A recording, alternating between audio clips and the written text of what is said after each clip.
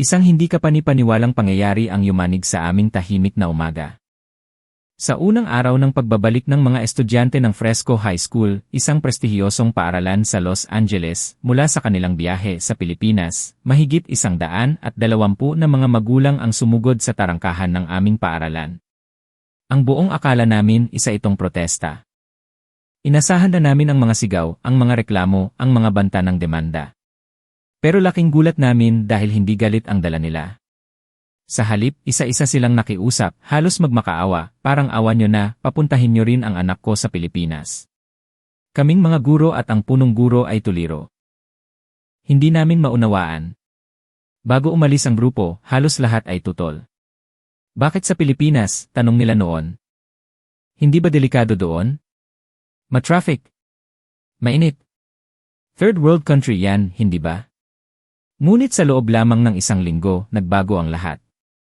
Ang mga mukha ng mga estudyanteng bumaba sa bus ay tila nagniningning sa ibang klaseng sigla. At ako mismo, na 20 taon nang nasa mundo ng edukasyon, ay napaluhod sa aking naranasan. Ito ang unang pagkakataon na nakaramdam ako ng ganitong klaseng pagkabigla. Ano nga ba ang nangyari sa Maynila? Anong meron sa bansang iyon na yumanig sa puso ng mga kabataan, gumulat sa mga mayayamang magulang, at nagpatikom sa bibig ng isang mapanghusgang guro na tulad ko? Ako si Sarah Mitchell. 17 taon na akong nagtuturo ng matematika sa Fresco High School. Ang aming paaralan ay kuta ng mga elitista sa West Coast. Ang mga estudyante namin ay anak ng mga senador at mga sikat na personalidad. 85% sa kanila ay diretsyo sa Ivy League, Stanford, o Letty. Ang taunang international field trip para sa grade 11 ay isang sagradong tradisyon. Hindi ito bakasyon lang. Ito ay nasa kanilang transcript. Simbolo ito ng pagiging global leader. Kaya naman, ang pagpili ng destinasyon ay laging maingat. Paris, Barcelona, Florence, London. Puro kanluranin. Puro ligtas. Puro pamilyar. Litrato sa harap ng Eiffel Tower, gelato sa Italy, iyan ang gusto ng mga magulang. Pero mayong taon, nagbago ang ihip ng hangin. Kabanata 2, ang mapanganib na desisyon. Noong unang bahagi ng Marso, sa isang mainit na debate sa conference room, ipinakita ng bisedirektor ang isang slide. Isang salita ang nakasulat, Manila. Tumahimik ang buong kwarto. Ang ilang guro ay napangiwi. Si Jennifer, ang pinakamaimpluwensyang kinatawan ng mga magulang, ay hindi nakapagpigil. Pilipinas, tanong niya na may halong pandidiri. Seryoso ba kayo? Tumango ang bisedirektor. Nagsimula siyang maglatag ng datos, ang Pilipinas bilang isa sa pinakamabilis lumagong ekonomiya sa Asia, ang husay nila sa Ingles, ang lumalawak na business process outsourcing, at ang mainit na kultura ng hospitality. Pero hindi na tinag ang pagdududa. Si David, ang guro sa history, ay nagtaas ng kamay. Umuunlad sila. Pero maibibigay ba ng Maynila ang cultural depth na kaya ng London o Paris? At paano ang safety? Ang traffic? Balita ko'y magulo ang politika doon. Aaminin ko, ganoon din ang nasa isip ko. Ang alam ko lang sa Pilipinas ay ang mga balita tungkol sa bagyo, ang sikat na boksinggerong si Manny Pacquiao, at ang mga nurse na nag-aalaga sa mga ospital dito sa Amerika. Wala akong ideya sa kanilang educational value. Isang oras ang lumipas at puro pagtutol ang narinig.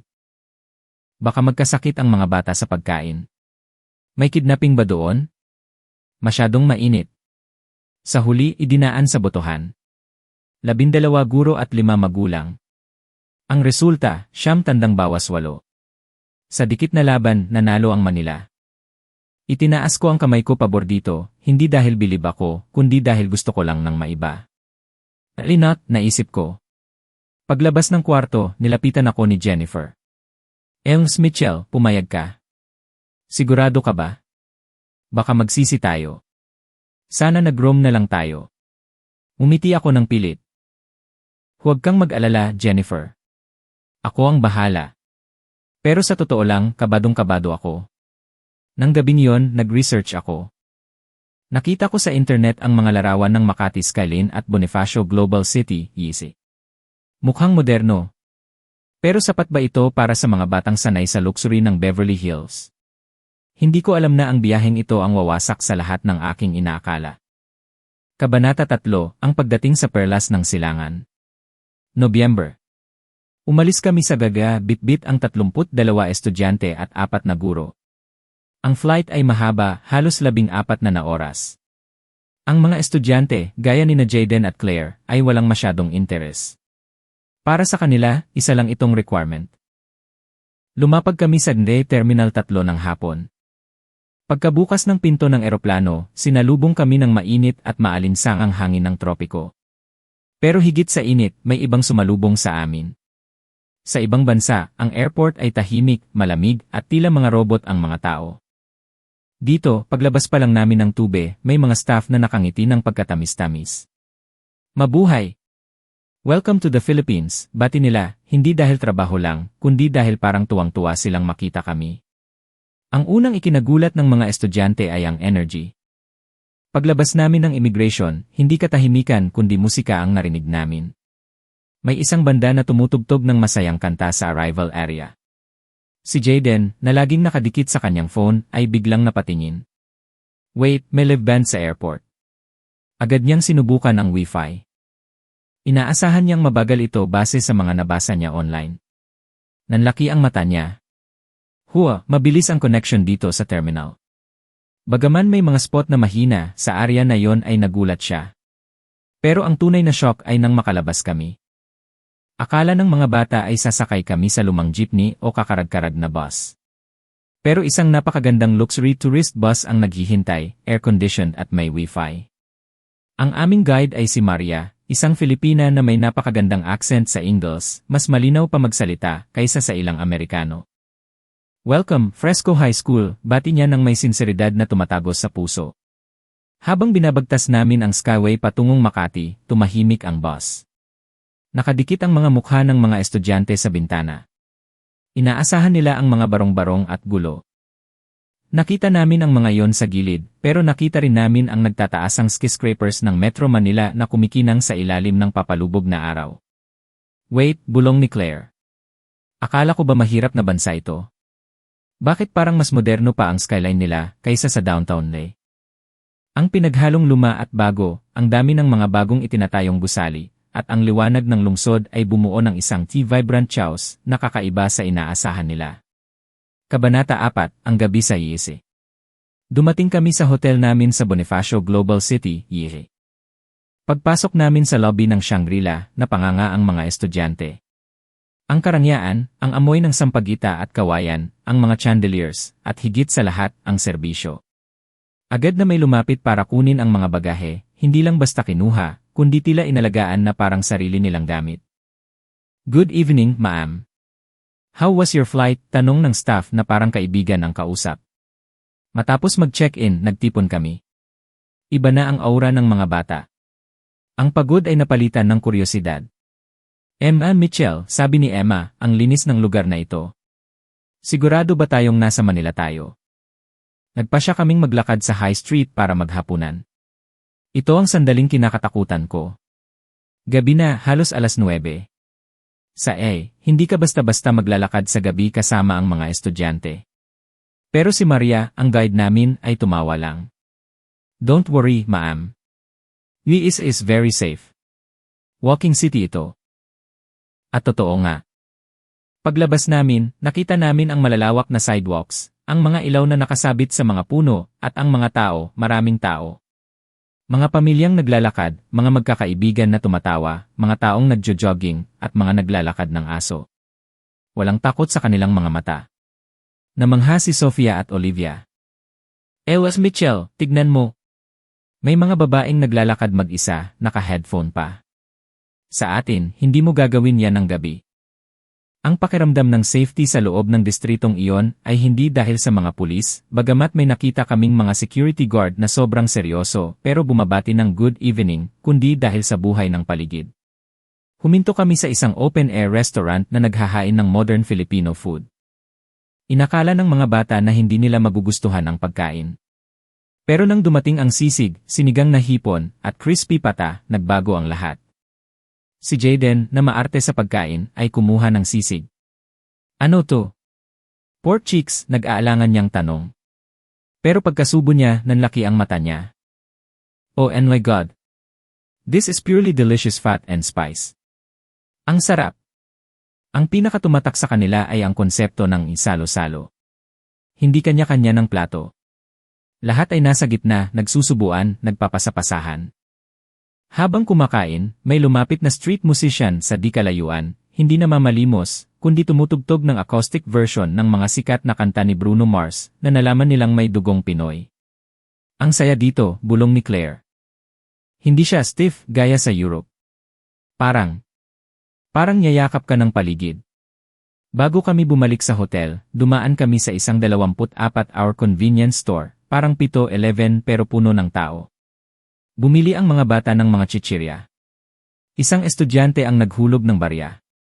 Agad itong pinulot ng isang estranghero at inabot sa kanya ng nakangiti. Here, sir. You drop this. Simpleng bagay, pero sa mga batang sanay sa mind your own business, culture ng Amerika, ang malasakit ng estranghero ay nakakagulat. Bumalik kami sa hotel na pagod pero gising na gising ang diwa. Sa loob lamang ng ilang oras, ang imahe ng Pilipinas bilang magulo at delikado ay nabasag ng realidad ng IS, isang lugar na moderno, ligtas, at punong-puno ng puso. Kabanata 5, ang paaralan at ang puso ng edukasyon. Ikatlong araw. Ito ang araw ng school visit. Pupunta kami sa isang top-tier science high school sa Pilipinas, tulad ng Philippine Science High School o isang top international school. Inaasahan ko na ang pasilidad ay medyo luma kumpara sa amin. Pero pagpasok namin sa campus, bumungad sa amin ang mga estudyanteng nakauniforme ng maayos at bumati sa amin ng sabay-sabay, "Good morning, visitors." Ang mga pasilidad ay moderno, may mga smart boards at laboratorio. Pero hindi ang gadgets ang gumulat sa akin, kundi ang mga estudyante. Pumasok kami sa isang klase ng English literature. Nagdidiskusyon sila tungkol kay Jose Rizal at ang koneksyon nito sa world literature. Ang galing nilang mag-Ingles. Walang utal, malalim ang bokabularyo, at puno ng kumpiyansa. Sa math class, ang forte ko, nakita ko ang bayanihan sa loob ng klase. Sa halip na magkompetensya kung sino ang pinakamagaling, nakita ko ang mga magagaling na estudyante na tinuturuan ang mga nahihirapan. Hindi sila kanya-kanya. Ma'am, tanong sa akin ni Liam, ang top student namin na naghahangad mag-Harvard. Bakit ganun? Ang tatalino nila pero ang babait.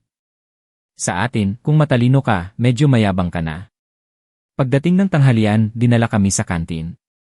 Inaasahan namin ang typical na cafeteria slop, pizza, burger, matabang salad. Pero ang school lunch sa Pilipinas, sa paaralang ito, ay ibang level. Hindi ito bento box na sobrang ayos tignan, kundi isang piyesta. Mahabang mesa ang nakahanda.